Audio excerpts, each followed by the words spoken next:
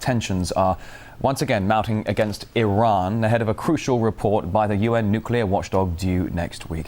It's as Israel tests a new ballistic missile and reports that suggest the idea of a military strike on the Islamic Republic is being pushed by Israeli Prime Minister Benjamin Netanyahu. To discuss the situation, we're now joined live from Buenos Aires by international consultant and author Adrian Salvucci. Good to see you today.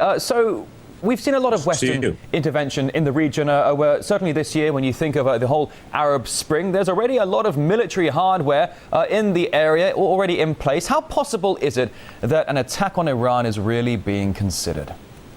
Well, I think we have to be very cautious how we analyze that news. There was a front page article in the London Daily Mail yesterday saying that the US and the UK were drawing up joint plans to attack Iran.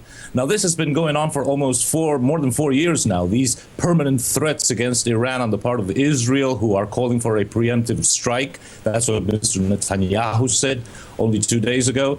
And it all coincides with the debacle of Israeli attack on southern Lebanon in 2006. So I think we have to be very cautious and basically understand that what Iran is the cornerstone of probably what is an ongoing, very tough negotiation to move forward towards a world government where Russia and China are not going to bow in very easily to the Western powers. And Iran is the cornerstone because contrary to Iraq, which was on its own, Saddam Hussein, contrary to Libya and Afghanistan, Iran has definitely a very strong commercial and trade agreement with China, and it has a very strong trade agreement with Russia. And although it's not official, it probably has some sort of military alliance with Russia too. So I think that what we are seeing is we are probably edging closer to what might become a full-fledged war in the region, even a world war where Iran is the cornerstone if it is attacked by Israeli, American, British, or a combination of all three forces in the near future. It is very interesting how you bring Russia and China into this, basically describing the massive trade agreements between Iran and China and Russia. Certainly, if the West did try and attack Iran, it would certainly flare tempers in two of the biggest world powers, that of Russia and China. Now, moments ago, you mentioned the issue of Israel.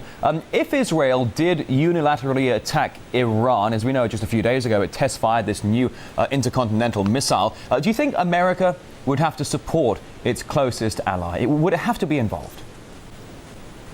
America supports Israel unconditionally in the diplomatic, strategic, military, financial spheres. There is a whole line of thought in America from academic Stephen Walt of Harvard University and John Mearsheimer of Chicago University that says that Zionist influence through AIPAC, the American Israeli Public Affairs Commission, is so strong that it has succeeded in making American foreign policy prioritize the national interest of Israel over the national interest of the United States. Now, the United States is not so much bent on war, public opinion, against Iran, but Israel is. So one can envision that Israel is a wild card. It might unilaterally attack Iran. It will then bear a counterattack, which will be ferocious from Iran against Israel. And then the Western media will plan the whole thing out so that it will drag public opinion from America and Europe to support Israel. And what can happen after that is anybody's guess, because we don't know what Russia will do. We don't know what China will do. We don't even know what Pakistan and India will do. Now, and they are nuclear powers. So you bring in the more regional and even a global perspective here. But we saw the American-backed NATO effort in Libya.